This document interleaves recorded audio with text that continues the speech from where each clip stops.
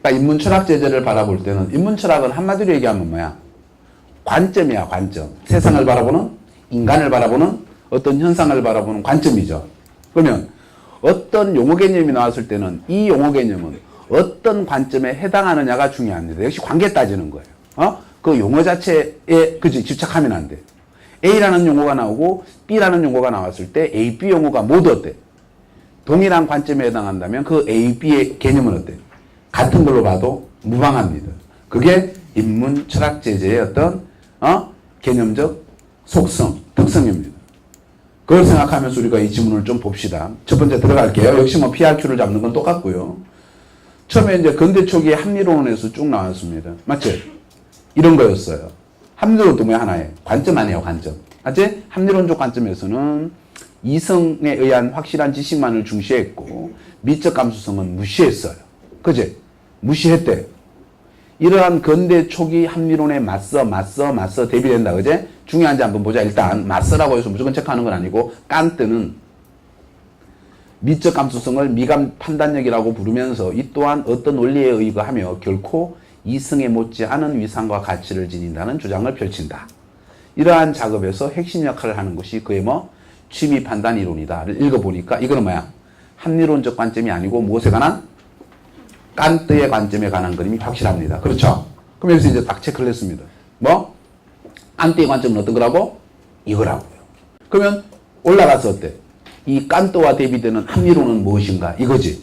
이 두 개를 견주어 보고 명확하게 봐야 됩니다. 전부. 그렇게 보니까 합리론은 어때요? 이성만 중시하고 이성에 의한 지식만을 중시하고 미적 감수성은 무시했잖아. 그런데 칸트는 이 또한 미적 감수성 또한 어때? 이성에 못지 않은 위상과 가치를 지닌다. 이거죠. 됐습니다. 이런 입장을 어떤 용어를 썼니? 취미 판단 이론이라는 용어를 썼습니다. 그러면 이 글의 P는 뭐이니? 표제에 해당하는 것은 칸트의 취미 판단 이론입니다. 맞죠? 어떤 취미 판단 이론? 부제에 반드시 나와야 될 용어가 뭐니? 미적 감수성이 뭐 못지않게 이성 못지 않은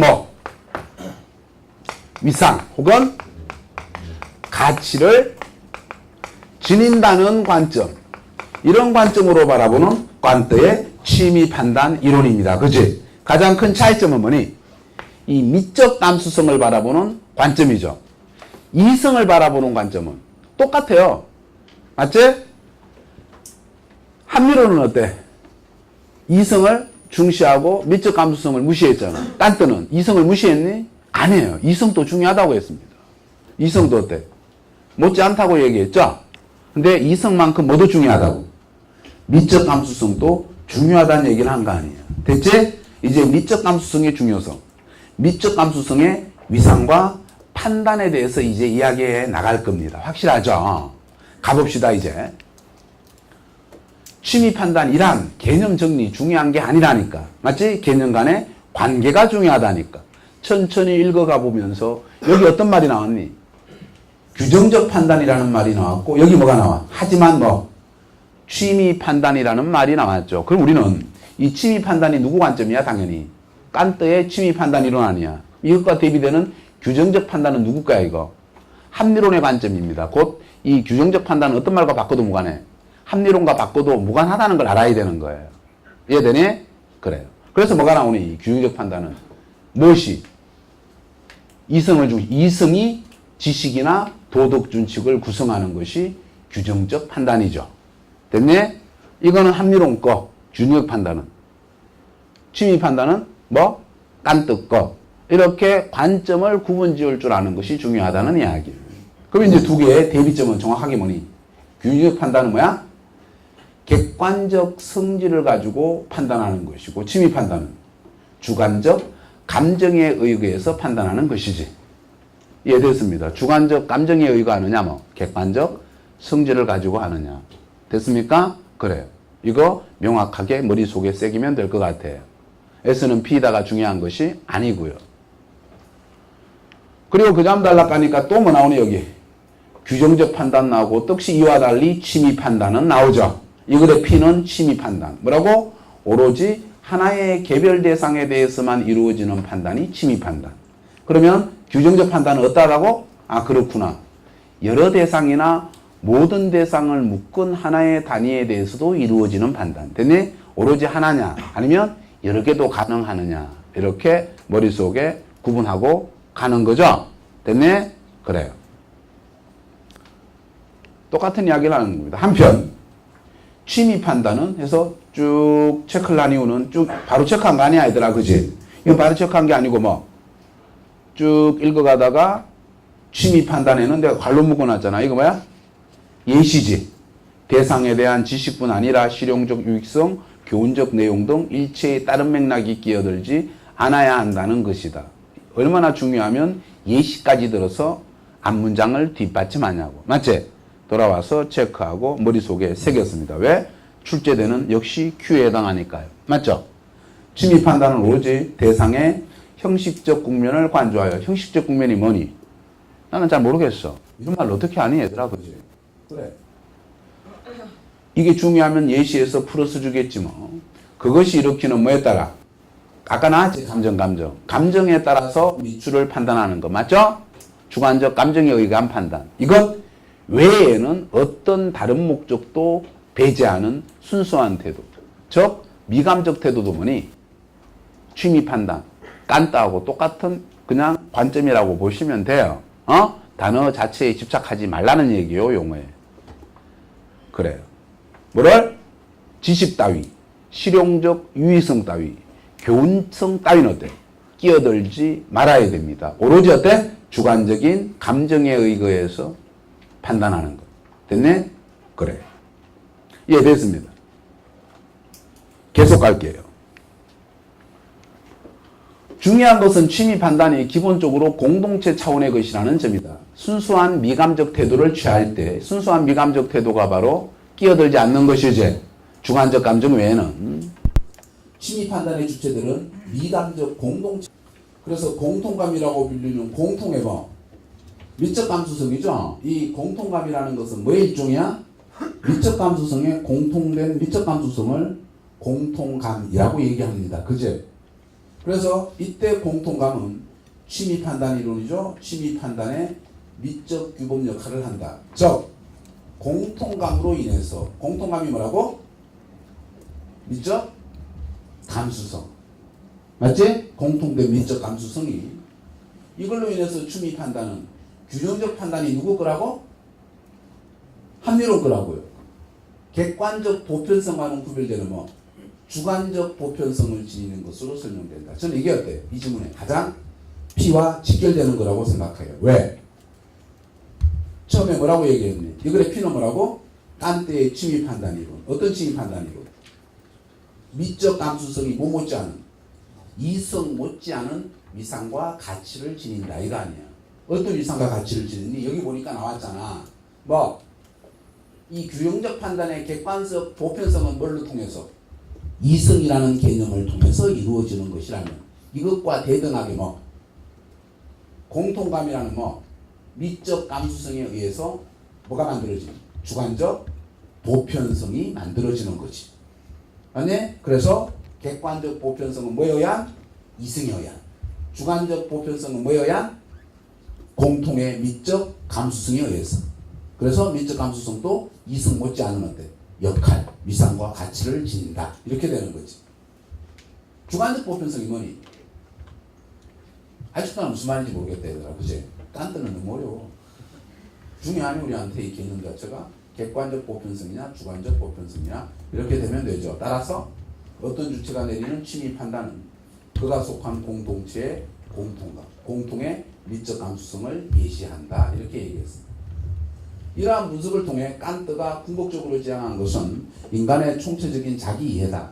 그에 따르면 인간은 무엇인가? 라는 물음에 대한 충실한 답변을 얻고자 한다면 그치? 나왔지 역시. 뭐? 이성도 필요하지만 뭐도 필요해? 미적 감수성도 필요하다는 이야기예요. 역시 어때? 미적 감수성도 이성 못지않은 위상과 가치를 지닌다는 얘기지. 역시 P와 직결되는 내용입니다. 여러분들이 이걸 읽으면서 머리 잊어서는 안 돼. 이성 못지않게 미적 감수성도 위상과 가치를 지닌다는 그 명제는 됐네? P에 해당하는 명제는 이 문장 끝까지 이 지문의 마지막 문장을 읽을 때까지거든. 잊어서는 안 되는 P가 되는 거지. 끝까지 적용해 나가야 됩니다. 그래야 독해요. 이해됐습니다. 게다가 객관적 타당성은 이성의 미덕인 동시에 한계가 되기도 한다. 그지? 그래. 세계는 개념으로는 낱낱이 바뀔 수 없는 무한한 것이기 때문이다. 그럼 여기서 객관적 타당성 혹은 뭐 이성 혹은 뭐 개념 이거는 다 어디에 해당하는 거야? 합리론적 관점에 해당한다는 거 아시겠습니까? 예? 반면에 미적 감수성은 대상을 개념적으로 규정할 수는 없습니다. 개념적으로 규정하는 게 누구라고? 이성, 합리론이죠. 오히려 개념으로부터의 뭘 통해서? 자유를 통해서. 개념은 누구 거라고? 합리론 거라고요. 개념으로부터의 자유를 통해서 세계라는 무한의 영역에 더 가까이 다가갈 수 있다. 그래서 오늘날에는 미적 감수성을 어쩌고 저쩌고 하고 이야기를 했습니다. 됐네? 구분했습니까? 합리론적 관점에 해당하는 개념들과 취미 판단이론에 해당하는 개념들. 됐지? 문제 갑니다. 윗글에 대한 이해로 가장 적절한 것을 물었어요. 1번 선지 보세요. 여기 뭐가 나오니? 칸트, 규정적 판단력. 이거 두 개 어떻게 되니? 대비되는 거죠? 동일, X입니다. 단지 관점의 차이를 구분하는 것일 뿐. 이해되네? 2번 선지 갑니다. 칸트, 뭐가 나와 여기? 이성에 의한 지식이 가지는 게 뭐야? 객관적 타당성이죠. 결여 X입니다. 이해됐네? 이해됐습니다. 객관적 보편성은 이성에 의한 지식에 의해서 만들어지는 거죠. 여기 객관적 타당성이 아니고 뭐가 들어가면 되겠니? 제가 보기에는 주관적 보편성 정도 들어가면 될 겁니다. 그게 바로 이성, 합리론적 관점과 대비되는 개념입니다. 3번 선지를 가보면 칸트는 미적 감수성이 어떤 방식으로 비개념, 맞지 이거? 개념은 합리론에 해당하는 겁니다. 그럼 비개념적인 게 뭐야? 미적 감수성 맞죠? 근데 뭐가 틀렸냐 여기? 객관적 지식이 X입니다. 무슨 말인지 이해됐습니다. 이거는 합리론 거거든요. 4번 X죠? 뭐니 이거? 정답 몇 번? 5번 답이죠. 인간의 총체적 자기 이해를 위해서는 이성 못지않게 뭐도 중요하다? 미적 감수성도 중요하다. 5번 채 맞습니까? 이해됐습니다. 가장 중요한 거 물었잖아. A에 제시된 취미 판단에 대한 이해로 적절하지 않은 것을 물었는데 이거 부분 문제예요. 우리가 뭐 너무 쉬워서 안 봤지만 A 어디 있었니?